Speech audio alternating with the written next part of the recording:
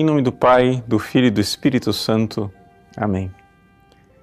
Inspirai, ó Senhor, as nossas ações e ajudai-nos a realizá-las, para que em vós comece e para vós termine. Tudo aquilo que fizermos por Cristo, Senhor nosso. Amém. Santa Maria, Mãe de Deus, rogai por nós. Em nome do Pai, do Filho e do Espírito Santo. Amém. Muito bem, uma alegria estarmos juntos no nosso primeiro programa ao vivo deste ano de 2017. E nós iremos começar este ano tratando de um tema bastante polêmico, mas muito importante, que é o ensinamento da Igreja a respeito dos métodos anticoncepcionais, ou seja, a contracepção.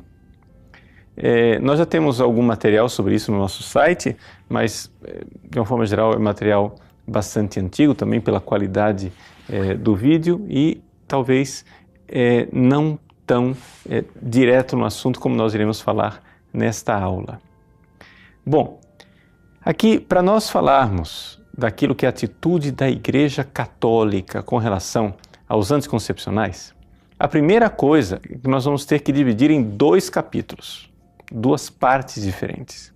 A primeira delas é a doutrina da Igreja Católica, que é contrária ao uso dos anticoncepcionais, porque os anticoncepcionais que estão disponíveis no mercado são abortivos. Ou seja, anticoncepcional é somente aquilo que, digamos, seria o rótulo externo. Aquela droga que é vendida na farmácia, seja ela pílula, seja adesivos, seja injeções, seja qual for o meio de você receber aquela droga, você está não somente tomando algo para impedir a concepção anticoncepcional, mas você também está tomando um medicamento que pode, sim, e muito provavelmente irá realizar um microaborto, um aborto microscópico, um aborto oculto, como é o título de um dos vídeos que nós temos no nosso site, que ficou bastante famoso, você pode procurar lá, que eu leio lá a bula dos remédios, né? Dos remédios não, das drogas, né? Que estão lá, os fármacos que mostram claramente o que é que eles fazem. São realmente abortivos.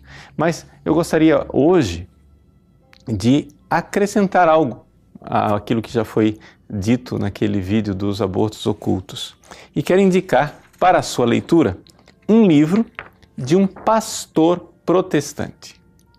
Porque aqui eu gostaria também de me dirigir não somente ao público católico, mas gostaria de me dirigir também ao público evangélico. Por quê? Porque de uma forma geral, né, dentro da Igreja Católica, aqueles que são bons católicos sabem do ensinamento da Igreja com relação aos contraceptivos, mas de uma forma geral os evangélicos, de forma esmagadora, todos eles tomam anticoncepcionais e acham que são pró-vida, né? Ou seja, os pró-vidas evangélicos todos tomam anticoncepcionais e não vem problema nenhum nisso. Pois bem, está aqui um livro de um pastor protestante que, com muita coragem, o pastor Randy Alcorn, ele escreveu este livro que está aí à disposição para aqueles que quiserem, está em PDF, mas também aqueles que têm o Kindle da Amazon, está à disposição para que você possa ler no seu Kindle em inglês, e seria uma boa ideia, não é? Que as casas editoras evangélicas se dispusessem a traduzir este texto, que é um estudo, uma pesquisa feita por este pastor evangélico. Veja, ele é casado, ele é pró-vida e durante muitos anos, no início da sua vida conjugal, ele e a esposa fizeram uso de anticoncepcionais. E todas as vezes que ele, pró-vida, ouvia dizer que os anticoncepcionais eram abortivos, ele descartava aquilo lá como uma coisa absurda, como algo que não tinha fundamento, até que finalmente ele encontrou alguém que argumentou com ele. E ele então quis pesquisar. Ele mesmo diz na introdução do seu livro, Does the birth control pill cause abortions? Se a pílula anticoncepcional causa abortos? É a pergunta dele. Nesse livro, nessa pesquisa que ele faz, ele mesmo diz que ele torcia para que o resultado fosse a favor da pílula, ou seja, que as pílulas não causassem aborto. Por quê? Porque ele não se sentia nada confortável como pró-vida, como um homem que batalhou a vida inteira pela vida, a ideia de que ele pudesse ter matado algum dos seus filhos. E, no entanto, a conclusão final à qual ele chegou nesta pesquisa extensa que ele fez e apresentada aí numa linguagem para o grande público é que, de fato, as pílulas anticoncepcionais fazem mais do que elas realmente prometem. Elas não prometem, elas prometem que irão evitar a concepção. Mas, na verdade, o que elas vão evitar é o nascimento da criança. Como assim? Bom, para você entender a argumentação e por que aqui a pílula anticoncepcional ela provoca um aborto, um microaborto, um aborto microscópico, nós precisamos, em primeiro lugar, colocar uma ideia bem clara. Quando é que começa a vida humana? Não é? Bom, o que acontece é o seguinte, a vida humana ela começa na concepção. Isto é algo claríssimo para a tradição cristã, tanto católica como evangélica, e é algo também claríssimo para os ensinamentos da ciência atual. E é interessante nós notarmos isso, que a ciência, quanto mais ela progride, mais ela chega a resultados que vão contra, não é, a mentalidade que é a favor do aborto. Por quê? Porque a ciência chegou aos mínimos detalhes microscópicos, não é? Coisas que nós não tínhamos, por exemplo, durante a Idade Média. Durante a Idade Média, São Tomás de Aquino não sabia como é que se desenvolvia, não é? O embrião e o feto humano. Nós podemos saber com grandes detalhes. Então, como é que acontece a vida humana? Bom, o que acontece é o seguinte, nós temos dentro do tubo uterino da mulher, acontece a concepção. E a concepção, todo mundo sabe, é um óvulo que é imenso, né, comparado com o espermatozoide, que é pequenino, e o espermatozoide, então, ele vai fecundar o óvulo. Nesta fecundação, o que é que acontece?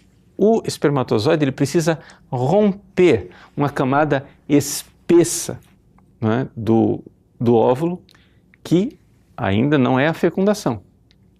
Ele, então, uma vez que ele rompe essa coroa externa do óvulo, ele entra e deve penetrar uma segunda membrana. Nessa segunda membrana é que finalmente, então, acontece a concepção. O espermatozoide, então, perde, né, o seu tentáculo, se expande para dar espaço à formação daquilo que são os 23 cromossomos, não é? O pronúcleo masculino. Vai se formando também, a informação para o óvulo já chegou de que foi fecundado e o óvulo começa a preparar o pronúcleo feminino e os dois pronúcleos então se unem.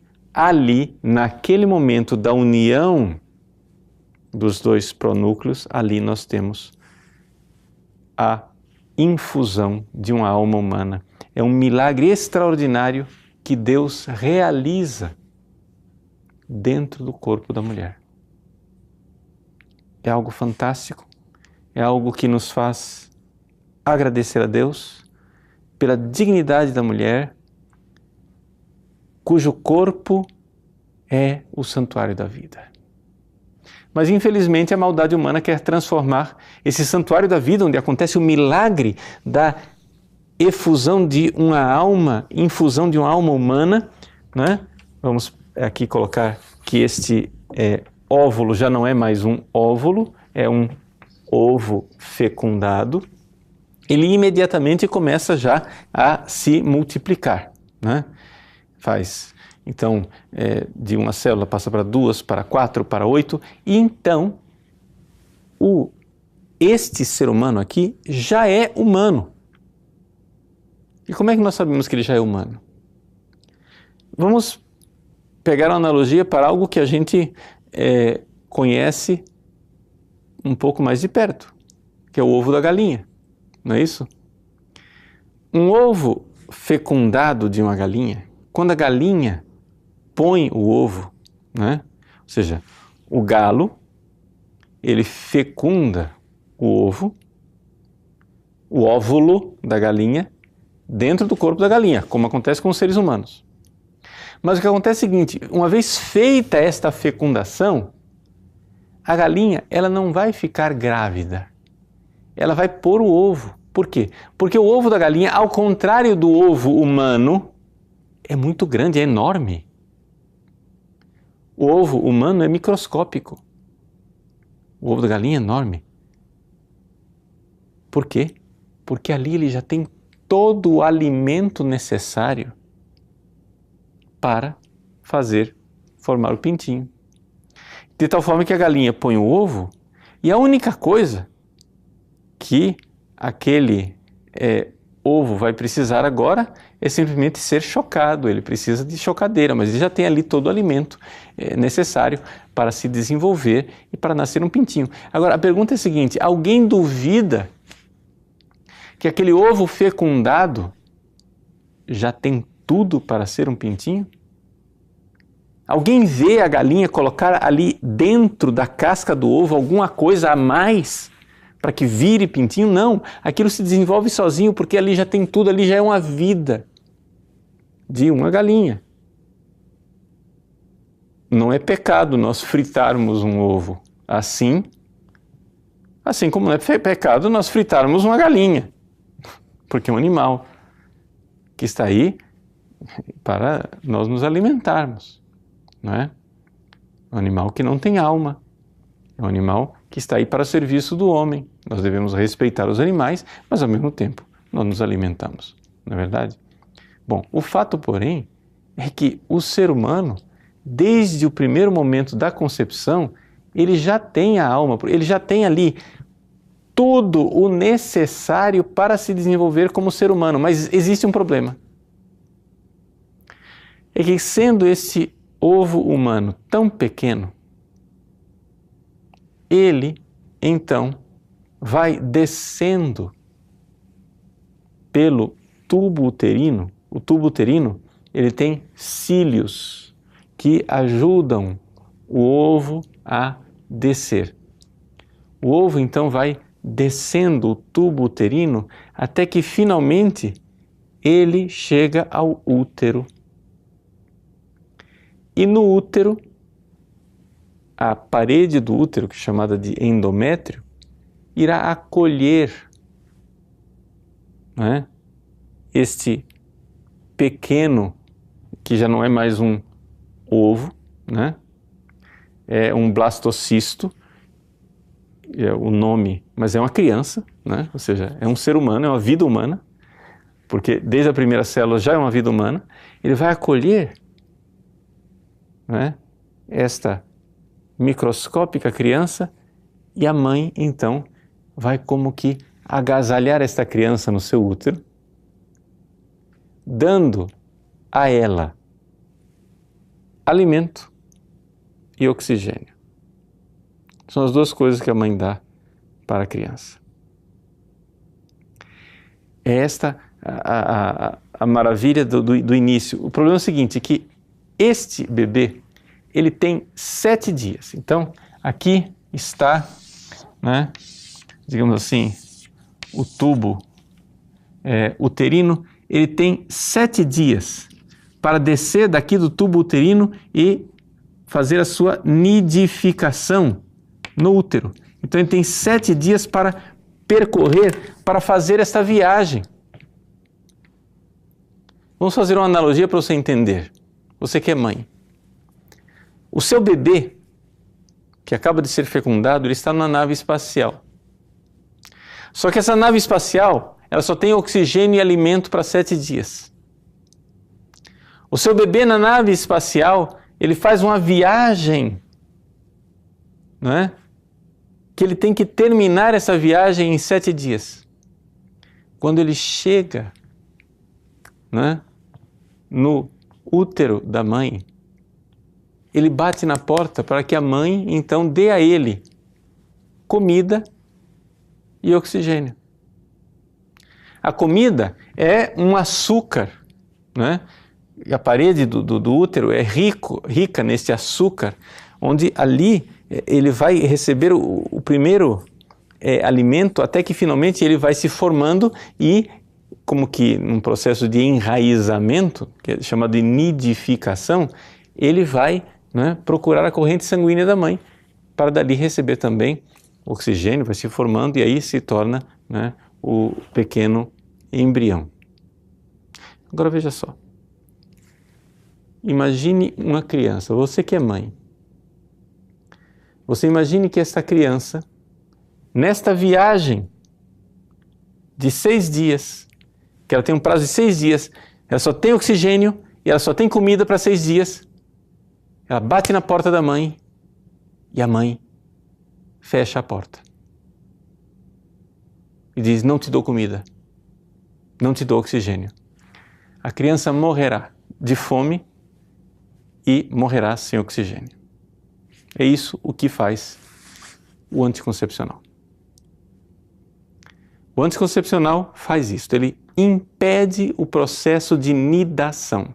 Ele impede que a criança, né, que está nessa nave espacial descendo na direção, né, ela quer atracar, ela está procurando uma escotilha de onde ela receba comida e oxigênio. A criança então não recebe nem comida e nem oxigênio da mãe.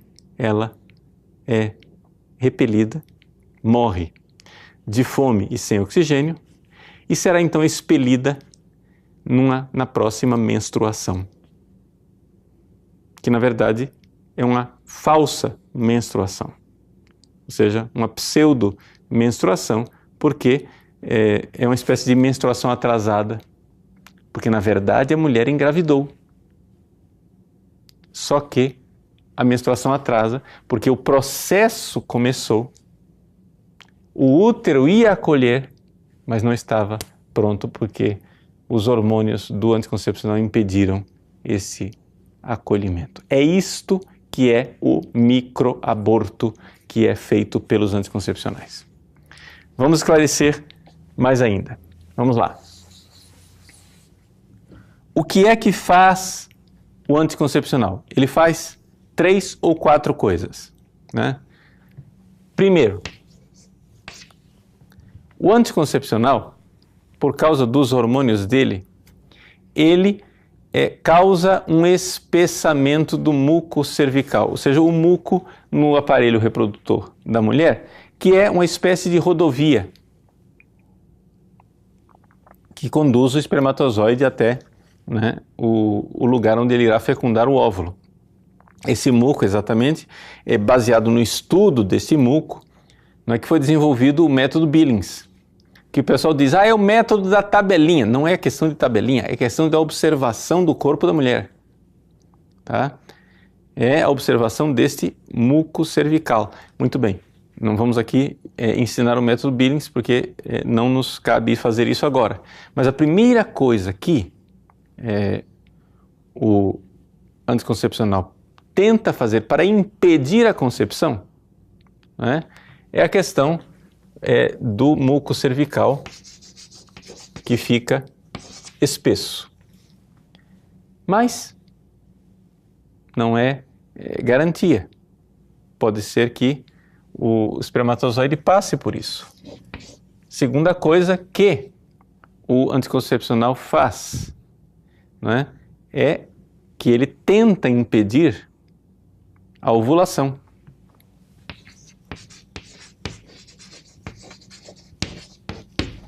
Só que acontece o seguinte, né?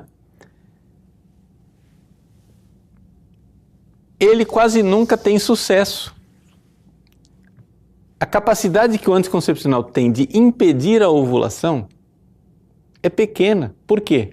Porque se eles colocarem a quantidade de hormônio suficiente para tentar impedir a ovulação, como eram as pílulas lá na década de 60, quando ela primeiro foi inventada, né?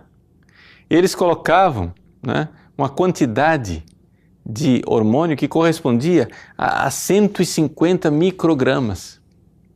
Hoje, os anticoncepcionais do mercado têm cerca de 20 a 30 microgramas, ou seja, muito menos do que era a quantidade de hormônio daquela época. Isso quer dizer o seguinte, se naquela época, não é, havia uma grande possibilidade da mulher engravidar mesmo com a pílula anticoncepcional, imagine agora, muito maior.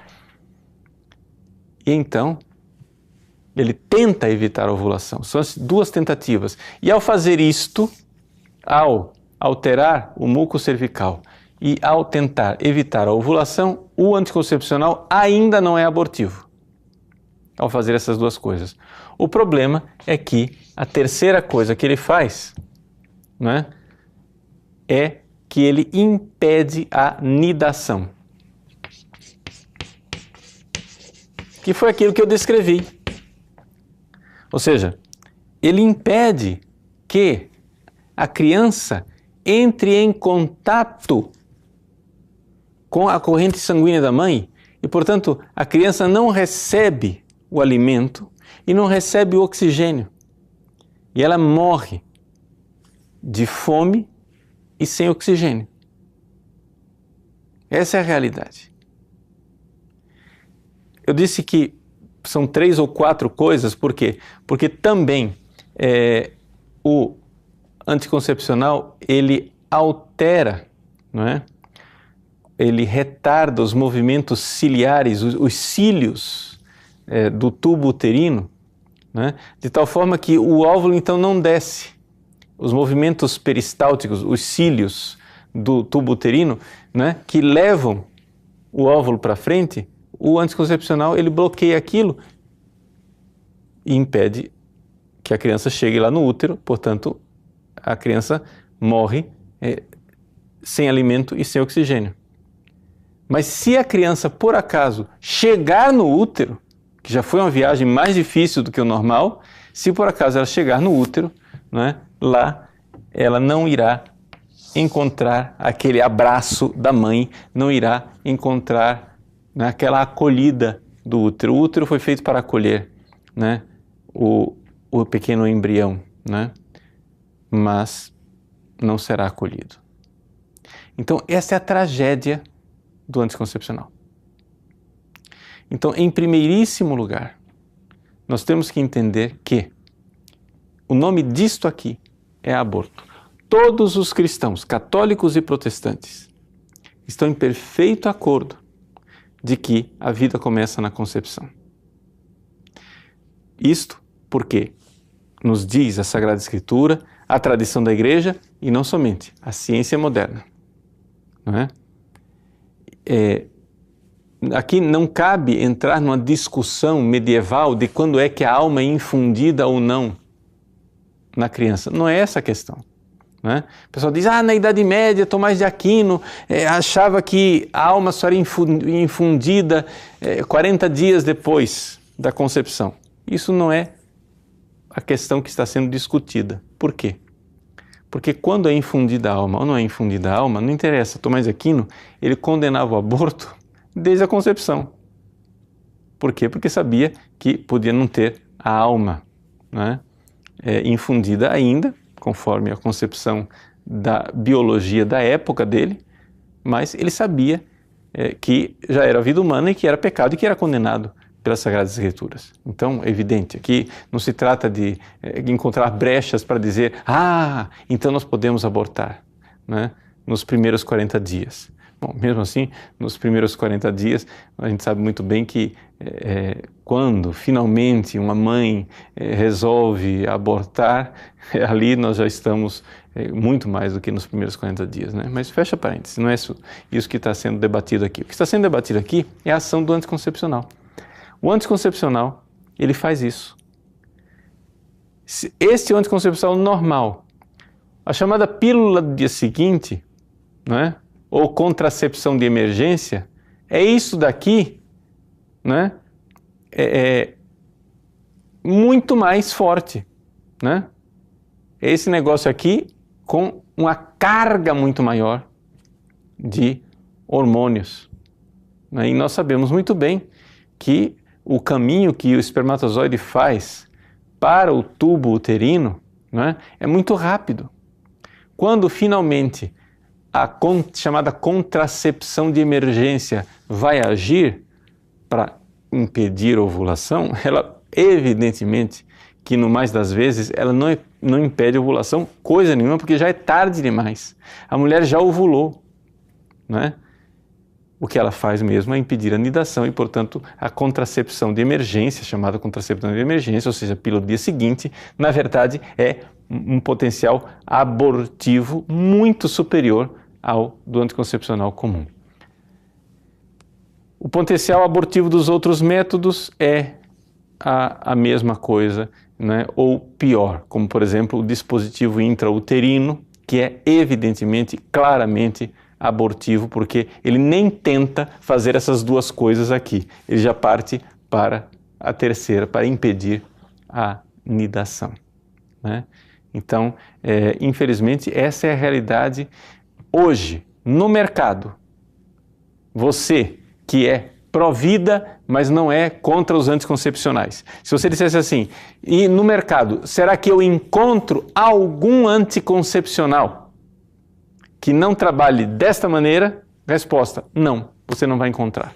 Se ele existe, ele é raríssimo. Se ele existe por manipulação em laboratório, mas ele não está na linha de produção. Por quê? Porque um anticoncepcional que tente somente impedir a concepção, ele, na verdade, altera o corpo da mulher de uma forma enorme, causando não somente dores, trombose, hemorragias, acidentes vasculares, e tudo isso pode ser causado pelos anticoncepcionais normais, né, numa proporção menor, mas os problemas de saúde dos anticoncepcionais para as mulheres são uma coisa trágica, né, trágica, mas deixemos isso de lado, né?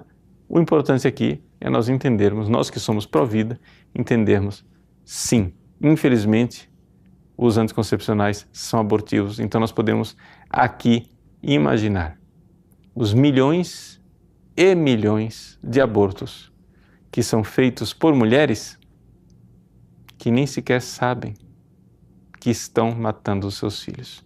Eu tenho certeza, se a maior parte das mulheres cristãs brasileiras soubessem isto que eu estou explicando aqui, elas deixariam de usar os anticoncepcionais imediatamente. Mas esta é somente uma parte da história. Existe uma outra razão pela qual a igreja é contra os anticoncepcionais, não somente porque ele é abortivo, mas porque, mesmo que fosse somente esta primeira parte, a igreja católica, mesmo assim, seria contra. Nós vamos ver por quê, depois de um breve intervalo. Voltamos então para continuar o nosso ensino a respeito da igreja e os métodos anticoncepcionais. Por que é que a igreja ela é contrária aos métodos anticoncepcionais? Bom, a primeira coisa porque a igreja é a favor da vida e é a favor de filhos numerosos. E se você é cristão, é uma coisa que os evangélicos precisariam meditar muito, não é? Se você é cristão, você deveria fazer o santo propósito de exorcizar da sua vida o pensamento materialista e ateu. Por que é que a mentalidade contraceptiva é uma mentalidade materialista e ateia? Vamos dizer por quê. Para ensinar isso, eu dou a você duas alternativas. Você é católico ou você é evangélico, cristão. Você crê na vida eterna, você crê no céu, não é verdade? Muito bem. Você não é um ateu, Estou partindo desse princípio. Você crê na vida eterna. Muito bem. Então vamos lá. Vou dar duas alternativas. Alternativa A, alternativa B. Alternativa A. Você é o 10º filho de um favelado. Ok? Sua família é muito pobre. Você é o 10º filho, subnutrido, passa fome, tem dificuldade enorme no seu desenvolvimento, baixo rendimento na escola, depois consegue arranjar somente um subemprego, você tem grandes dificuldades sociais, quem sabe até contrai doenças, tem um problema, passa uma vida miserável. Mas como você é temente a Deus e você sabe o caminho do céu, depois de uma vida tremenda e desastrosa, você chega a Deus e irá viver a glória eterna com nosso Senhor Jesus Cristo. Essa é a alternativa A. Ok? Então, a alternativa A é fácil. É você ter uma vida miserável, sendo o 10º filho de um favelado. Alternativa B. Não existir. Você nunca existir. Vamos lá, escolha. Eu até hoje não encontrei uma pessoa que, crendo no céu, dissesse, eu escolho não existir. Nunca encontrei essa pessoa. Todos ficam chocados pela minha pergunta e dizem, puxa, padre, alternativa A. Eu prefiro sofrer e ir para o céu do que nunca existir. Pois é. E por que é que você faz para os seus filhos a escolha que você não faz para você? Responda para Deus, não precisa responder para mim. Por que é que você, com coração de pai, com coração de mãe, com um pai que crê, você é um crente, você crê no céu, você escolhe de forma egoísta viver uma vida melhor? Porque veja, essa lógica de que, não, para que colocar um filho neste mundo para sofrer? Essa é a lógica dos ateus materialistas. Muito bem, só tem essa vida. Se só tem essa vida, então, muito bem, vamos lá, né? Vamos evitar filhos para que eles não venham sofrer, já que a única felicidade que eles vão ter é essa daqui. Mas você não é um satanista, você não é uma pessoa má. Você vai ensinar aos seus filhos o caminho do céu. Você não está povoando o inferno. Você está povoando o céu. Então, em primeiríssimo lugar, a igreja, ela é a favor da vida, ela é a favor de filhos e filhos numerosos. Agora, nós, seres humanos, nós sabemos também que nós não somos os senhores da vida. E quem dá a vida e quem dá a morte é Deus, e nós sabemos que quando nós tratamos de vida humana, nós estamos num território sagrado. E, portanto, os métodos anticoncepcionais, mesmo que eles não fossem abortivos, mesmo a camisinha, que não é abortiva, né? Mesmo o coito interrompido, que não é abortivo, né? Mesmo assim, a igreja é profundamente contra estes métodos. Por quê? Porque eles dão ao homem um poder que o homem não tem. O poder de decidir quem vai viver, né? E de interromper, de artificialmente, né, interromper o processo da vida de tal forma que a relação sexual entre o homem e a mulher se torna, né, uma masturbação a dois. A camisinha e o coito interrompido faz com que a relação que é para a vida se torna uma masturbação a dois. E isso altera tremendamente a forma espiritual com a qual você tem relação sexual com sua mulher. Porque quando você tem, vamos lá, você que é casado, você sabe disso.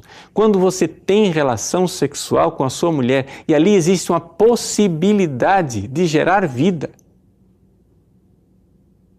você sabe, você tem relação de uma outra maneira. a sua alma entra naquela relação sexual. Então, por quê? Porque você está dando vida. Você sabe que ali existe um sacrifício de si e não somente dois egoístas que se divertem. E aqui é essa a realidade profunda pela qual a Igreja Católica é contra os métodos contraceptivos. Em primeiro lugar, porque eles limitam a vida, criam uma mentalidade contraceptiva. A Europa está aí morrendo. Por quê? Porque os europeus não têm a coragem de ter filhos. Um casal europeu, quando tem filho, tem um. Mas um número enorme de casais não tem nenhum. E o recurso ao aborto, e o recurso à contracepção, laqueadura, vasectomia, são todas realidades, não é? Tremendas, que limitam o número daqueles que irão ir para o céu. Se você, cristão, se você derrama o seu sangue para pregar o Evangelho, se você derrama o seu sangue para converter as pessoas, para levá-las para o céu, como você um dia vai estar diante de Deus e dizer: eu me esforcei para que numerosos irmãos fossem para o céu, mas eu nada fiz para que meus filhos nascessem e fossem para o céu. Pergunto eu, responda você, mas não responda para mim, responda para Deus.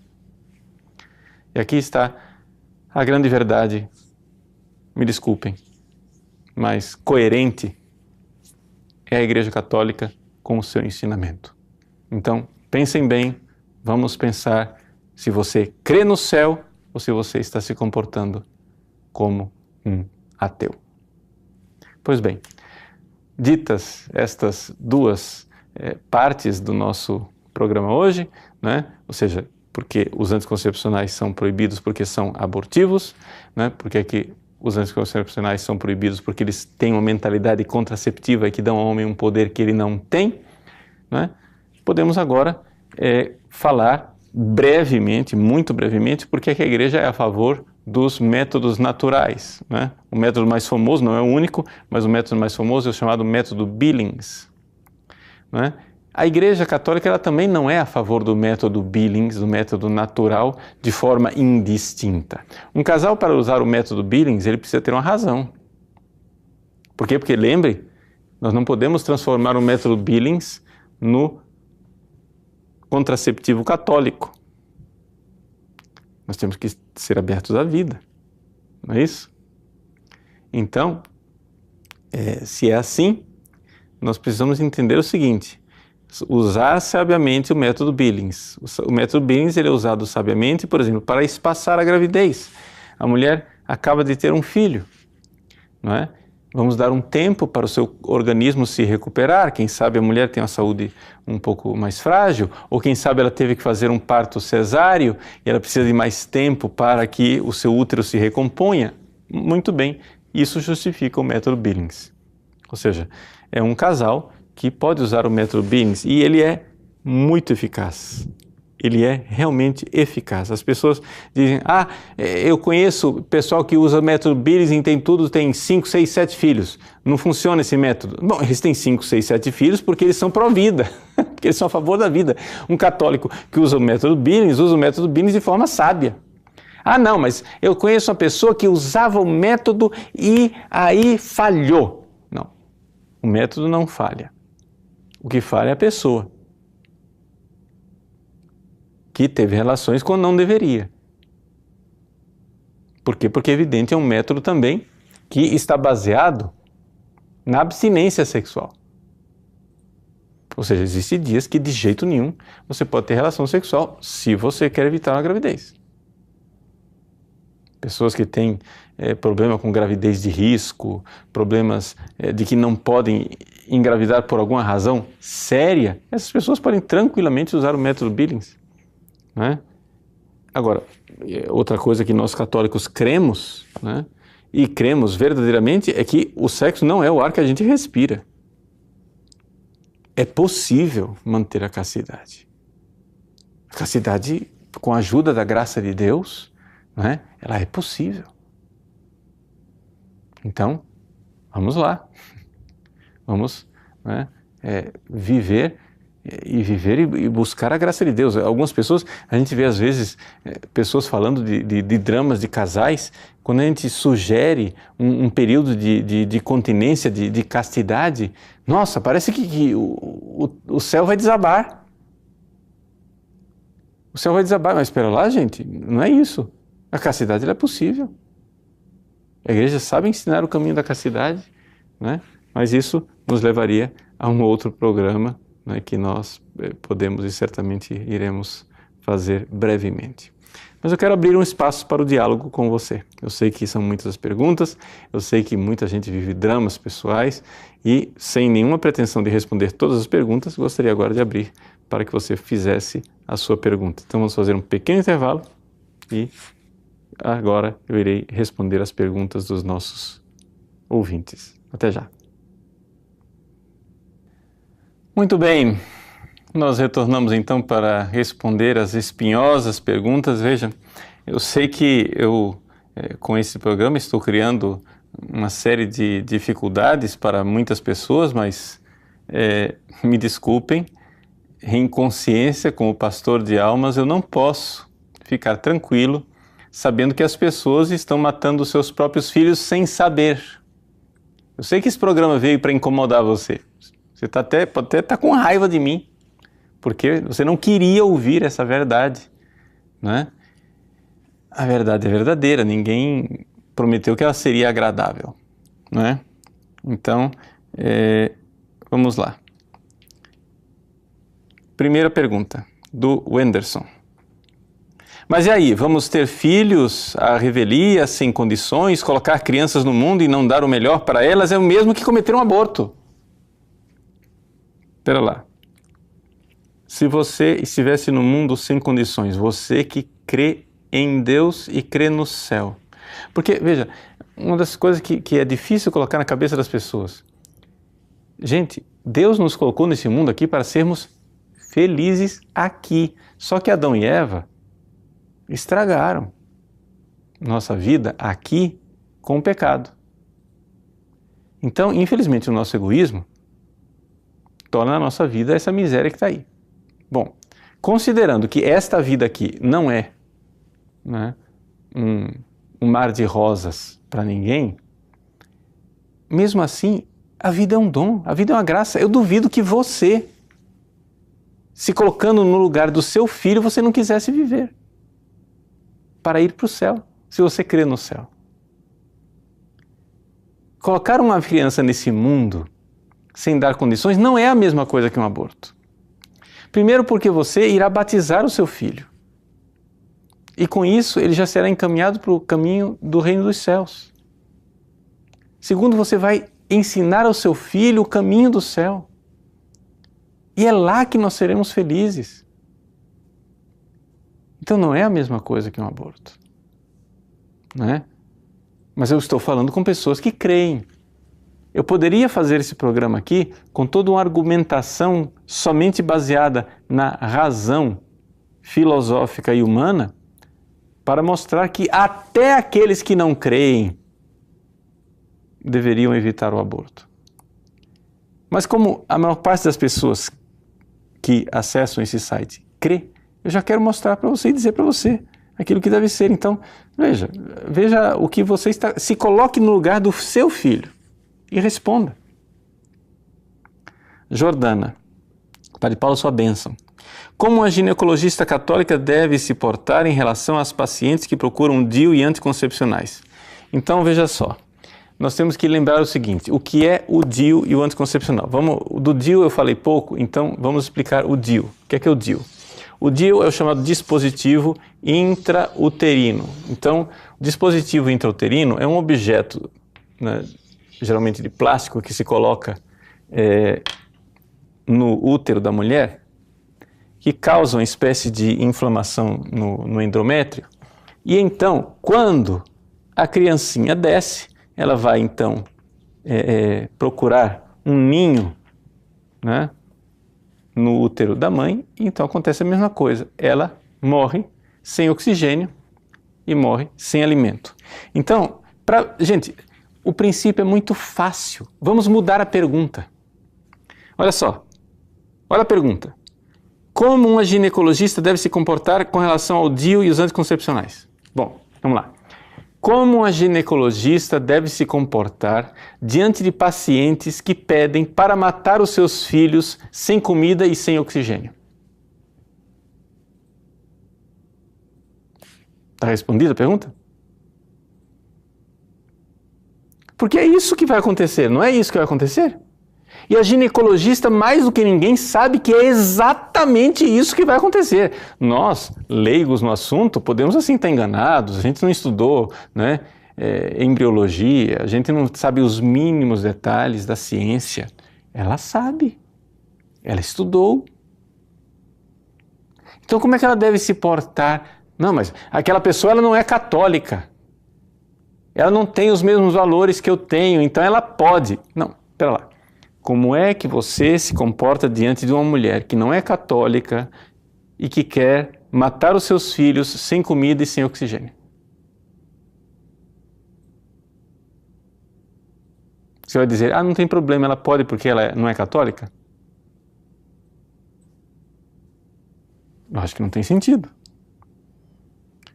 Então, eu sei que com isso, uma ginecologista católica vai enfrentar uma barra pesada, sei que os colegas, né, vão cair em cima dela, dizendo que ela é bitolada, é maluca. Eu sei que ela pode perder pacientes, perder, aspas, clientes, né, pacientes.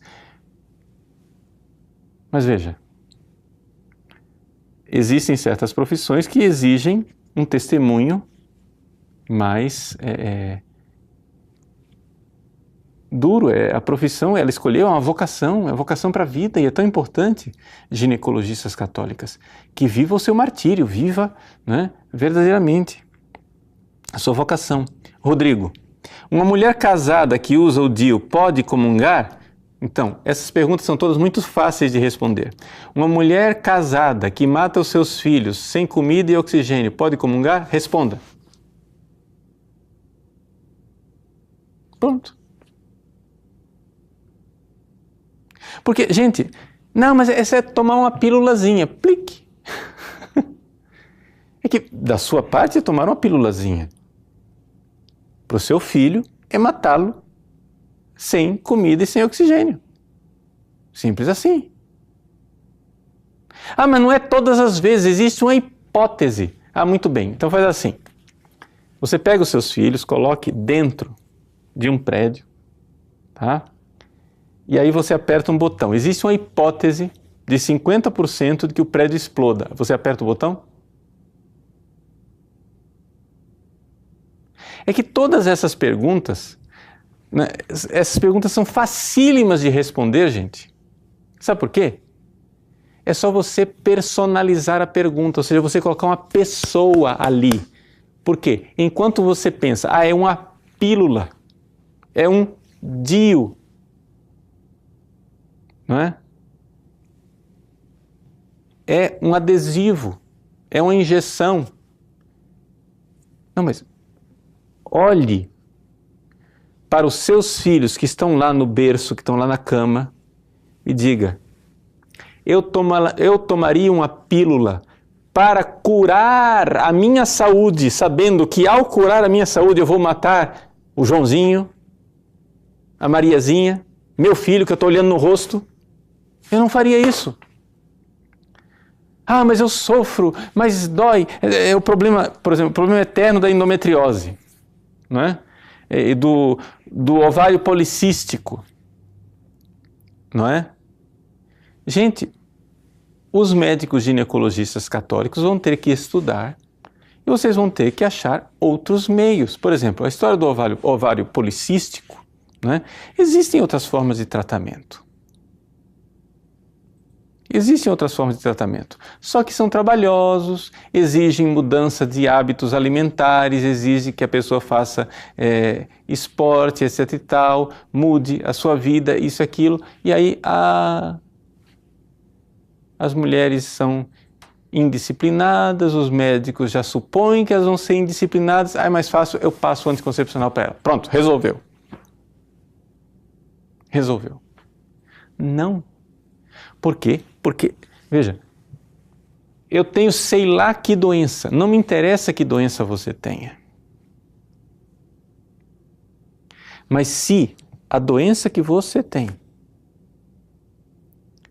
está colocando você em risco de matar seu filho sem comida e sem oxigênio, meu irmão, eu não sei que pergunta é essa que você está fazendo para mim. Então, existe um outro meio também. O outro meio é ficar sem ter relações sexuais. Não é? A pessoa quer tomar hormônios, aqueles hormônios vão colocar em risco a possibilidade de gravidez. Então, muito bem, então fique sem relações sexuais. Não é? Como você ficou durante muito tempo. Claro que existem casos graves, né? Existem casos extremos, que aí existe sim a possibilidade do recurso cirúrgico, porque não há outro caminho, mas isso deve ser muito avaliado, não é qualquer doençazinha. E aí a cirurgia para tratar daquela situação toda, etc., pode causar uma esterilidade na mulher, mas esses são casos extremos, não é? Deve-se procurar outros tratamentos, mas não o tratamento que mate crianças. Miguel, padre, concordo que devemos fazer mais filhos por causa do que está acontecendo com os muçulmanos, mas isso não seria contra as leis de Deus também? Não estaríamos sendo senhores da vida? Como assim, Miguel? Você não decide ter filhos, não é? No sentido de ser senhor da vida. E depois a gente não vai ter mais filhos para popular a terra de católicos porque os muçulmanos decidiram popular a terra de muçulmanos. Não é essa a razão. A razão é outra, é uma razão do amor. É que nós amamos a vida, amamos os nossos filhos e estamos abertos ao dom da vida. Não é porque um casal tem relação sexual que eles necessariamente vão ter filhos. Quantos e quantos casais, infelizmente, miseravelmente, né, dolorosamente, têm relações sexuais e não conseguem engravidar, né? Nós não somos senhores da vida de forma alguma, nós estamos nos abrindo à vida para um dom que Deus concederá se Ele quiser. Carol, padre, como fica o profissional católico que trabalha, por exemplo, com pessoas drogadictas que têm um filho atrás do outro? É lícito indicar ligadura de trompas? Veja, Carol, aqui nós não devemos, não é, aqui indicar caminhos mais fáceis para uma pessoa cuja solução é realmente a reabilitação, não é? Então, assim, a mutilação nunca é um caminho válido, não é? É como se dissesse assim, uma pessoa que não consegue parar de estuprar os outros, você cortaria o pênis dele? É uma mutilação. A mutilação ela é possível moralmente, mas se eu tiver uma razão muito séria, gangrena, então pronto, tenho que mutilar, né, uma perna, etc. Não é que seja um absoluto moral, mas eu preciso ter uma razão muito séria para fazer isso, não é? Então eu não devo aconselhar esse tipo de coisa. É lícito tomar anticoncepcionais quando não se tem vida sexual? Sim. Ou seja, se você não tem uma vida sexual ativa, você não está tendo relações sexuais com ninguém, então é possível sim tomar o anticoncepcional. Agora tem que ver se é o melhor para você, porque infelizmente a cultura médica que se instalou, né, no campo dos ginecologistas, é muito de recurso ao anticoncepcional porque é um meio mais barato, mais fácil, mais disponível que está aí. Mas, gente, com hormônio não se brinca. O hormônio não é o primeiro recurso. O hormônio é uma coisa muito complicada para a gente ficar mexendo com isso. Então, se encontrar outros meios, é muito melhor. Padre, meus pais usam contraceptivos, mesmo dizendo que a igreja proíbe e que isso é um pecado mortal, comungam, como se isso não fosse nada. O que fazer? Fazer eles assistirem o vídeo, a primeira parte, onde eu mostro que isso mata crianças. É isso que você deve fazer. Se eles fazem, é porque eles não fazem ideia do que eles estão fazendo. Ana, tive dificuldade com o MOB, método de ovulação Billings. E pela bênção de Deus engravidei do terceiro filho. Mas por riscos de vida não posso engravidar uma quarta vez. Aí vem o meu desespero. Posso pensar em laqueadura das trompas? Ana, são casos bastante complexos que não dá para responder aqui. Eu aconselharia você, né, a procurar realmente um acompanhamento mais especializado. Por quê? Porque tem que ver onde é que houve a dificuldade, qual foi a dificuldade, porque assim, a dificuldade geral, assim, tive dificuldade, onde foi? Segunda coisa, qual é a situação do seu marido, se ele cooperava no método ou não, se o problema, não é, era físico ou era um problema de disciplinar, como é que está a sua situação, o seu relacionamento com o casal, como é que está tudo isso, todos esses fatores, eles colocam uma série de interrogações para que eu possa sugerir para você, né, um caminho de solução. Não é? Pode ser que depois, no fim das contas, a solução seja realmente carregar a cruz da situação que você vive. Mas a laqueadura, ela só é possível, com uma extração do útero, etc. e tal, essas coisas, em doenças graves que afetam realmente a saúde da mulher, que não é propriamente a laqueadura aqui, mas, ou seja, cirurgias que tornam a pessoa estéril, né? Cirurgias que tornam a pessoa estéril só são justificáveis como método para salvar a vida da pessoa, mas não para salvar de uma hipotética gravidez de risco. Porque também eu quero lhe dizer uma coisa. Eu não conheço o seu caso, e aqui que é a dificuldade de responder isso, mas eu não respondo ao seu caso, respondo ao caso de tantas mulheres, né, que eu já encontrei. Muitas vezes, é muito frequente os médicos estarem fazendo com as mulheres uma espécie de terrorismo, né, emocional. Ou seja, os médicos eles são treinados para diminuir a população mundial. E aí, tão logo vocês sabem disso, isso é muito comum em obstetras, muito comum em ginecologistas, tão logo a pessoa tem o primeiro ou segundo filho, o médico já começa a sugerir. Então, vamos laquear? Vamos fazer vasectomia? Vamos fazer alguma coisa? Vamos parar? Chegou? Basta? Né? Ou seja, a mentalidade contraceptiva, infelizmente, miseravelmente, ela se instalou nos médicos, porque eles foram formados para isso. Né? As razões pelas quais eles foram formados para isso aí nós poderemos, né, ver em um outro curso. Aliás, antes de concluirmos, eu gostaria aqui de dizer uma palavra para você que ainda não é nosso aluno, que nós vamos começar na semana que vem um curso intensivo, são 5 dias, todos os dias da semana que vem à noite nós estaremos unidos, né, juntos, em um programa ao vivo, respondendo perguntas para os alunos do site, onde nós vamos falar da igreja e o mundo moderno. Uma das coisas que irá entrar dentro deste curso é exatamente de onde que vem toda esta cultura miserável de morte, né, que se instalou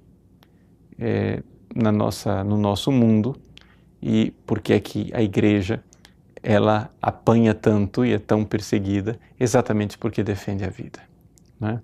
Então veja só, gente, o que eu gostaria de dizer no fim, assim, para concluir o nosso encontro no dia de hoje é o seguinte: vejam, Deus nos chama para o desafio maravilhoso de amar. Então, creia no amor. Creia, número 1, que Ele morreu por você, se entregou e que Ele quer preparar um céu para você. Vamos. São situações difíceis, eu sei. Eu sei que muitos e muitos casais vivem uma grande dificuldade porque o homem, a mulher nem sempre são convertidos, né? Na mesma proporção. Às vezes um já chegou lá, já entendeu, o outro ainda não entende e isso causa um pouco de cruz, de desconforto. Tenham paciência em Deus, né? Vamos pacientemente. Mas o que nós precisamos todos concordar desde o início, né, é que não dá para negociar a vida humana. E se nos métodos que você está usando, você está aqui colocando em risco vidas humanas de filhos seus, então nós precisamos realmente tomar uma atitude, tá?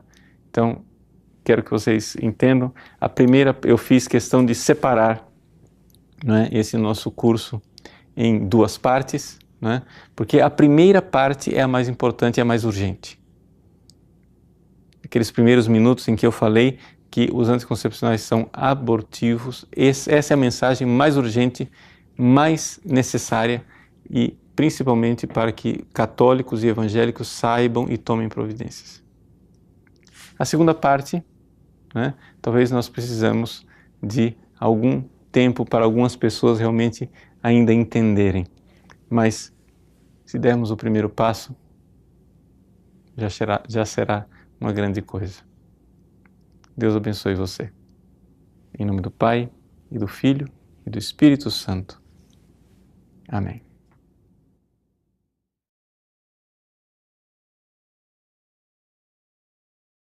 Conjugal, ele e a esposa fizeram uso de anticoncepcionais. E todas as vezes que ele, pró-vida, ouvia dizer que os anticoncepcionais eram abortivos, ele descartava aquilo lá como uma coisa absurda, como algo que não tinha fundamento, até que finalmente ele encontrou alguém que argumentou com ele. E ele então quis pesquisar. Ele mesmo diz na introdução do seu livro, Does the birth control pill cause abortions? Se a pílula anticoncepcional causa abortos? É a pergunta dele. Nesse livro, nessa pesquisa que ele faz, ele mesmo diz que ele torcia para que o resultado fosse a favor da pílula, ou seja, que as pílulas não causassem aborto. Por quê? Porque ele não se sentia nada confortável como pró-vida, como um homem que batalhou a vida inteira pela vida, a ideia de que ele pudesse ter matado algum dos seus filhos. E, no entanto, a conclusão final à qual ele chegou nesta pesquisa extensa que ele fez e apresentada aí numa linguagem para o grande público é que, de fato, as pílulas anticoncepcionais fazem mais do que elas realmente prometem. Elas não prometem, elas prometem que irão evitar a concepção. Mas, na verdade, o que elas vão evitar é o nascimento da criança. Como assim? Bom, para você entender a argumentação e por que aqui a pílula anticoncepcional ela provoca um aborto, um microaborto, um aborto microscópico, nós precisamos, em primeiro lugar, colocar uma ideia bem clara. Quando é que começa a vida humana? Não é? Bom, o que acontece é o seguinte, a vida humana ela começa na concepção. Isto é algo claríssimo para a tradição cristã, tanto católica como evangélica, e é algo também claríssimo para os ensinamentos da ciência.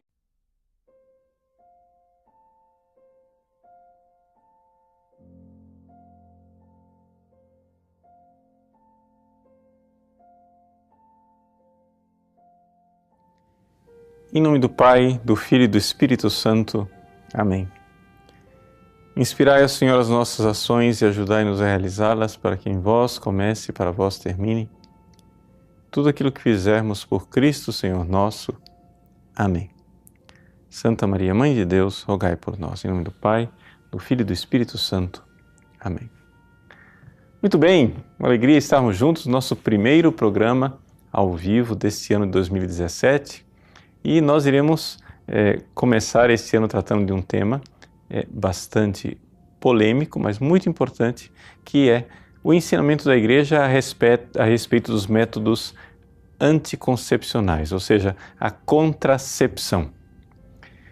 Nós já temos algum material sobre isso no nosso site, mas de uma forma geral é material bastante antigo, também pela qualidade do vídeo e talvez não tão direto no assunto como nós iremos falar nesta aula. Bom, aqui para nós falarmos daquilo que é a atitude da Igreja Católica com relação aos anticoncepcionais, a primeira coisa que nós vamos ter que dividir em 2 capítulos, 2 partes diferentes. A primeira delas é a doutrina da Igreja Católica, que é contrária ao uso dos anticoncepcionais, porque os anticoncepcionais que estão disponíveis no mercado são abortivos. Ou seja, anticoncepcional é somente aquilo que, digamos, seria o rótulo externo. Aquela droga que é vendida na farmácia, seja ela pílula, seja adesivos, seja injeções, seja qual for o meio de você receber aquela droga, você está não somente tomando algo para impedir a concepção anticoncepcional, mas você também está tomando um medicamento que pode, sim, e muito provavelmente irá realizar um microaborto, um aborto microscópico, um aborto oculto, como é o título de um dos vídeos que nós temos no nosso site, que ficou bastante famoso, você pode procurar lá, que eu leio lá a bula dos remédios, né? Remédios não, das drogas, né? Que estão lá, os fármacos que mostram claramente o que é que eles fazem. São realmente abortivos. Mas eu gostaria hoje de acrescentar algo àquilo que já foi dito naquele vídeo dos abortos ocultos. E quero indicar para a sua leitura um livro de um pastor protestante. Porque aqui eu gostaria também de me dirigir não somente ao público católico, mas gostaria de me dirigir também ao público evangélico. Por quê? Porque de uma forma geral, né, dentro da Igreja Católica, aqueles que são bons católicos sabem do ensinamento da Igreja com relação aos contraceptivos, mas de uma forma geral os evangélicos, de forma esmagadora, todos eles tomam anticoncepcionais e acham que são pró-vida, né? Ou seja, os pró-vidas evangélicos todos tomam anticoncepcionais e não vem problema nenhum nisso.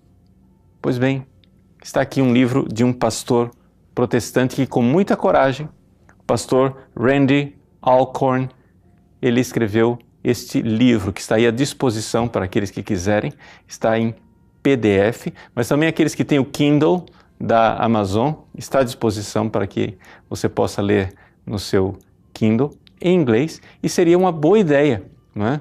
Que as casas editoras evangélicas se dispusessem a traduzir este texto, que é um estudo, uma pesquisa feita por este pastor evangélico. Veja, ele é casado, ele é pró-vida e durante muitos anos, no início da sua vida, a ciência atual, e é interessante nós notarmos isso, que a ciência, quanto mais ela progride, mais ela chega a resultados que vão contra, né, a mentalidade que é a favor do aborto.